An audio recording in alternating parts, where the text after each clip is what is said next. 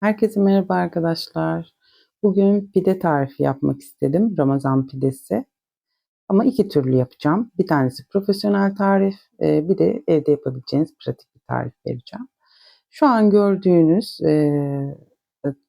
tarifim profesyonel olan. Önce bunun içine suyu ekliyoruz.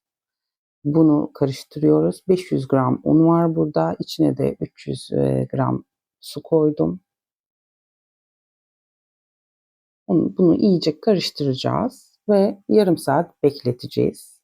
Eğer soğuk bir ortamsa hamuru yaptığınız ortam, mutfağınız, bir saatte bekletebilirsiniz. Ama yarım saat normal oda sıcaklığında yeterlidir. Daha sonra şekerini, mayasını ve tuzunu ekleyeceğiz yarım saat sonra. Bu profesyonel fırıncıların yaptığı işlemdir arkadaşlar, bu otoliz işlemi. Burada gördüğünüz gibi hamur cıvık bir hamur. Size gösteriyorum. Bakın çok fazla toparlamadan kaldırdım hamuru. Çok işlem yapmamıza gerek yok. O bekledikçe zaten kendisi o gluteni ortaya çıkaracak ve sıkılaşacaktır. Burada ise pratik, hızlıca, zamanım yok diyen insanlar için hani evde yapmak istiyorsanız ve hani vaktiniz yok, belki sahur hazırlamak istiyorsunuz. Bütün malzemelerini koyuyorum. İşte hem şekerini, hem mayasını, hem tuzunu. Burada sadece dikkat etmeniz gereken şey maya ile tuzu hiçbir zaman bir arada koymayın. Ve maya ile tuzu direkt karıştırmayın arkadaşlar. Ona dikkat edin lütfen. Maya tuzu sevmez çünkü onu e, nemini çekeceği için işlevini bozacaktır. Evet, burada malzemeleri güzelce karıştırıyoruz. Bu arada ben çok amaçlı un kullandım. Hani herkesin evinde rahat bulunsun diye. Ama fırınlarda %11'in üstünde gluten içeriği olan unlar kullanılır. Yüksek glutenli ekmeklik unlardır bunlar. Ve o yüzden de dokuları bir tık daha farklıdır. Ama şu an yaptığımız yani bu unla da yine çok güzel pideler yapacağız arkadaşlar. Dikkat ederseniz bakın bu hamur daha sıkı oldu diğerinden. Bunun nedeni de içine tuz koymamız özür dilerim. Tuz koymuş olmamız.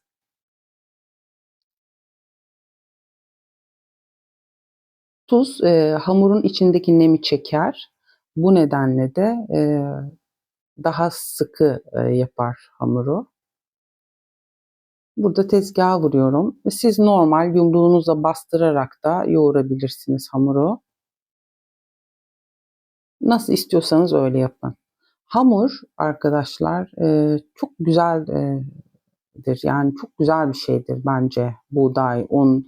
Çünkü ne kadar hata yaparsanız yapın, un ve su oranınız doğruysa ondan her türlü güzel bir ekmek çıkarırsınız. Tabii ki pişirme dereceniz ve süreniz de önemli. Ama yani hani yoğurmayı bilmiyorum. Yoğurmayı bilmiyorsanız bile e, yani normal karıştırın. 10 dakikada bir gidin bakın şöyle bir katlayın.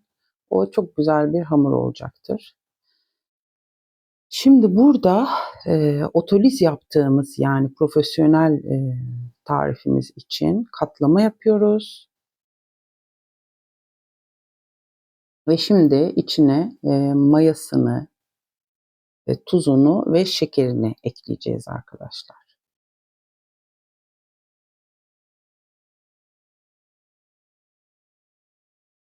Bakın dikkat edin mayayı ekledim.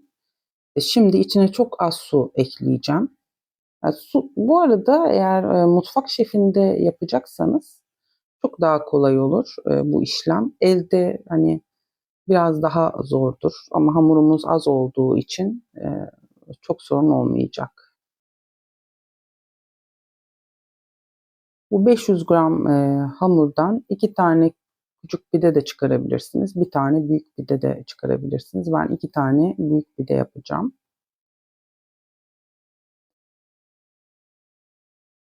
Bu arada hani o hamur otoliz yaptığımız şekerini, tuzunu, mayasını koyduğumuz zaman biraz böyle hani cıvıklaşmış gibi hissedebilirsiniz.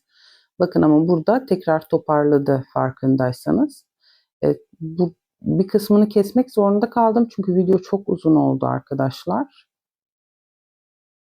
Ama burada gösterdiğim gibi hemen toparlanacaktır. Bir sıkıntı yok. Yarım saatte bir katladığınızda problem olmayacaktır. Bu arada böyle elinizde yumuşadı şey yaptı. Yani hiç sorun değil. İstediğiniz kadar o hamurla oynayabilirsiniz. Hiçbir şey olmaz. Evet, şimdi pratik olan tarifimiz bu şeyi toparlayacağız. Bir top haline getireceğiz. Güzelce ama önce arkadaşlar yayıyoruz. İyice bunu tezgaha yayın. Şimdi göreceksiniz ben de bunu açacağım. Bu açmanın nedeni o ekmeğin içinin hem hava alması hem güzelce kabarmasını sağlamak. O içindeki o hava kabarcıklarının oluşmasını sağlamaktır. Bunu ekşi mayalarda da yapıyoruz. Bakın burada belki net görmüyorsunuz ama küçük küçük kabarcıklar aslında oluşmuş. Bakın gluteni ortaya çıkmış gayet güzel. Çok hızlı mayalandı. Sadece bir kere mayalandırdık bu hamuru. Buna rağmen gayet sıkı farkındaysanız ve bu çok amaçlı un. Yani buna rağmen çok güzel şekil almış. Pardon, dokusu çok güzel olmuş. Evet, bu şekilde katlayarak gördüğünüz gibi ve böyle sıkıştırarak onu top haline getiriyoruz. Aşağıda iki eli birleştirerek şey yapacaksınız, sıkıştıracaksınız. Bakın dokusu ne kadar güzel ve pürüzsüz oldu. Ve yani doğru düzgün bir işlem yapmadık biz bu hamura.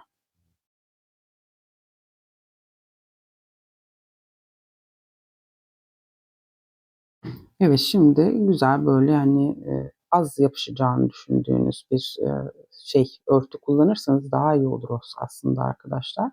Pamuk örtü de olur. Güzelce unlayın. Ama çok fazla da unlamayın. Yani unu böyle hani serpiştirin ince bir tabaka. Ama bir bölgede çok fazla birikmesin lütfen. O konuda dikkat edin. Şimdi bunu güzelce kapatacağız. Altına örtü koymamın nedeni de daha sonra onu çok rahat bir şekilde hani yerinden çıkarabilelim. Başka bir yere taşıyabilelim diye. Evet, bu otoliz yaptığımız.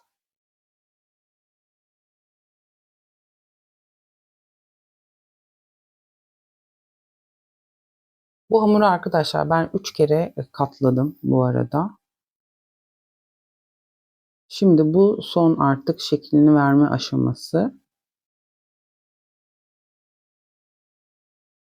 Bunu da çok güzel böyle açacağız.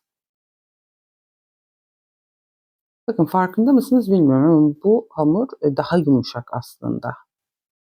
Ve bakın büyük kabarcıklar var. Diğerine göre daha büyük kabarcıklar oluşmuş içinde.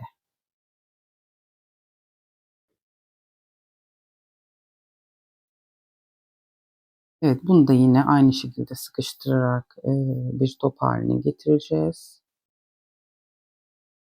Arkadaşlar ben bu videoyu böyle hani geniş geniş çekiyorum. Aranızda bu işi profesyonel olarak yapmak isteyenler olabilir. Bu bilgileri hepsini paylaşmak istiyorum. Ki siz de yani eğer çok detaycı insanlar olabilir aranızda ve o şekilde öğrenenler vardır. Bazıları hani çok kısa videolar izlemek istiyor. Bazıları da uzun uzun yapım aşamalarıyla izlemek istiyorlar. O yüzden biraz uzun bir video oldu ama umarım sıkılmadan izliyorsunuzdur. Çok da kolay değilmiş bu videoları çekmek ve hani seslendirmesini yapmak bayağı zaman oluyormuş arkadaşlar. Şimdi ben silpat kullanıyorum. Altına mısır unu serptim. Siz irmik de serpebilirsiniz. Hiç yoksa un serpebilirsiniz. Hiç problem değil ama mısır unu ve irmik serptiğiniz zaman altı daha çıtır oluyor. O hani ilk çıktığında böyle kırdığınızda çok güzel bir çıtırtı geliyor altından. Ama bir süre sonra tabii ki o da yumuşuyor arkadaşlar. Çok büyük bir sorun değil.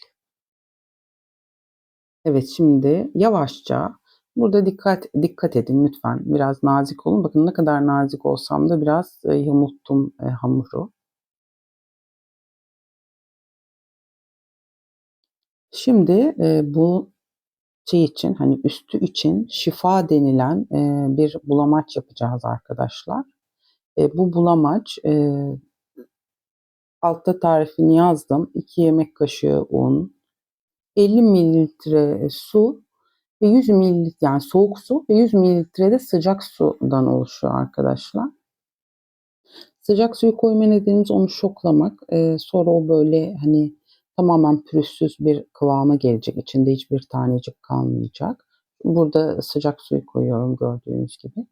Daha sonra da yumurta sarısını koyacağız. Bir tane yumurta sarısı koyuluyor. Bu bulamaç aslında 2 tane pide için fazla. Yani yaklaşık 6-7 pideye yeter bu büyük ihtimalle ama bu benim tam hani oranım. O yüzden onu bozmak istemedim. Bunun hani o verdiği kızarıklığı hem yeterli buluyorum hem seviyorum. Siz sadece yumurta sarısı da kullanabilirsiniz ama yumurta sarısı kullanırsanız sadece o zaman ekmeğiniz hızlı yanacaktır normal hani ev fırınında yaptığımız için. Hani onları da düşünmemiz gerekiyor. Yani sonuçta bizim bir şeyimiz yok. Özür dilerim bir türlü aklıma gelmedi. Taş fırınımız yok. O nedenle de hani pişirirken hani üst çok daha yakın olacağı için o yumurtanın yanma ihtimali var. Ve ben işin doğrusu sadece o yumurta kokusunu çok fazla sevmiyorum. İçine yumurta benim gibi sevmeyenler de bir kaşık pekmez koyabilir. Hiçbir şey de koymayabilirsiniz. Sadece bu bulamacı da kullanabilirsiniz arkadaşlar. Burada gördüğünüz gibi iyice bastırıyorum, şeklini veriyorum. Bastırmaktan çok çekinmeyin, iyice bastırın. Çünkü o pişerken o aralar kapanıyor ve şişiyor. Yani pideniz bir anda somun ekmeğe dönüşebilir. O açıdan dikkat edin. Bastırırken hani çekinmeyin, iyice bastırın o yere kadar eliniz değsin. Bakın burada ben bulamaça ellerimi şey yapıyorum, değdiriyorum. Ondan sonra şey yapıyorum. Yoksa hani eliniz yapışabilir. Hamur aslında yapışkan, yumuşak, bayağı yumuşak bir hamur. Ama şunu da söyleyeyim arkadaşlar. Yani ben şimdi tabii zaman kısıtlamam da vardı işin doğrusu biraz ama onun dışında mesela şimdi ben bu ekmeği hazırlayıp direkt fırına atacağım. Ama siz 15-20 dakika dışarıda bekletirseniz çok daha güzel sonuç alacaksınızdır onu söyleyeyim. Fırıncılar da hani böyle şeye fırına atarken aslında biraz bekletiyorlar. Yani o dışarıda biraz bekliyor. Onlar çok fazla pişirdikleri için. Ve susamını ve çörek otunu da koyuyorum burada. Ya bence hani Ramazan pidesinin lezzetini veren en çok bu susam ve çörek otu arkadaşlar. Şimdi daha önceden fırınımı 230 dereceye ayarladım. Tepsiyi de ters çevirip iyice ısıttım. Ve direkt o sıcak tepsiye pideyi koyuyorum. Neden ısıtıyoruz arkadaşlar? O direkt tabanı sertleşsin ve kıtırlaşsın diye yapıyoruz bunu. İçine şimdi size gösterdiğim gibi bir şey koyuyorum. Metal bir kapta su koyuyorum. Hafif buharda pişmesi gerekiyor pidenin. Pideniz şiştikten sonra e, yeterli kabarıklıkta gördüğünüzde onu fırından çıkarabilirsiniz. Fırının tabanına koyuyorsunuz arkadaşlar. Soğuk su koyuyorsunuz içine bu arada. Hani buhar yapsın diye. Bu da diğer pidemiz.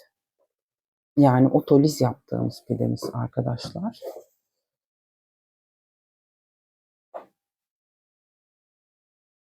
Yani otolizi yaptığımızda, evet, son katlamayı yaptığımızda fırını açmış olmamız lazım. Eğer pratik olanı yapıyorsanız da o hani en son katlama kısmına geliyoruz ya, normal mayalandırma kabından alıyoruz. İşte beze koymadan önce lütfen fırınınızı açın. Fırını açmayı unutmayın.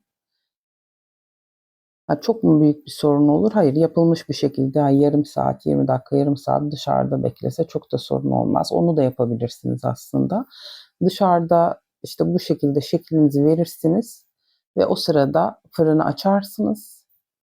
20 dakika bu şekilde dışarıda, eğer odanın, ama çok sıcak olmaması lazım havanın arkadaşlar, ki zaten bu aralar o kadar da değil. Oda ısısında gayet rahat bekleyebilir. Zaten sirpata ya da işte bir yağlı kağıdın üstüne ekmeğinizi yaparsanız onu zaten onunla kaldıracağınız için, birlikte kaldıracağınız için hani hareket alanınız çok daha geniş oluyor. Bu arada şunu da söyleyeyim. Bu katlamalar bittikten sonra aslında bunu 12 saatten 24 saate kadar e, şeyde, buzdolabında bekletebilirsiniz arkadaşlar. Yani siz bunu akşam yaparsınız mesela. 3 kere katlamasını yaparsınız. Şöyle anlatayım, kafanız karışmasın. Hamurunuzu yoğurdunuz, işte yarım saat beklettiniz, suyunu, tuzunu, mayasını koydunuz. Yarım saat daha bekletip katladınız, yarım saat daha bekletip bir daha katladınız. Sonra bunun güzelce şey yapıp kapatıp daha sonra buzdolabına koyabilirsiniz. Ve daha sonra buzdolabından çıkardıktan sonra bu şekilde şeklinizi verirsiniz arkadaşlar. Ama tabii odasına gelmesini bekleyin bir yarım saat kadar. Ondan sonra şeklini verin. Şimdi ikinci ekmeğimizi pişireceğiz. Güzelce zaten açtık, koyduk. Dikkat ediyoruz. Tepsi çok sıcak oluyor. Evet arkadaşlar, iki ekmeğimiz de pişti. İkisi de 20'şer dakika pişti. Yani daha fazla değil. Aynı sürede tuttum. Ama dikkat edin, ilk koyduğumuz daha az kızardı. Hani o otolis biraz fark yaratıyor arkadaşlar. Burada gördüğünüz gibi ekmek çok güzel. Yine pofuduk pofuduk. Şu an çok sıcak olmasına rağmen bakın, içinde hiç çiğlik yok. Sıcacık. Lezzet de çok güzel. Size bu konuda söz verebilirim, yani emin olabilirsiniz. Bu ekmek daha çıtır oldu. Otolizle yaptığımız. Daha güzel kızardı. Ve iç kısmı çok daha pofuduk oldu arkadaşlar. Yani fırından aldıklarınızdan neredeyse hiçbir farkı yok. Söyleyebilirim ki aslında ikisi de yarımşar saat daha fazla mayalanabilirdi. O zaman çok daha mükemmel olacaktı, ama mükemmele de yakındı arkadaşlar. Onu söyleyeyim. Umarım sizin için faydalı olmuştur. Deneyenlere şimdiden afiyet olsun. Kanalım çok yeni arkadaşlar, ama daha bir sürü güzel tarif gelecek. Beni takip ederseniz sevinirim. Hoşça kalın.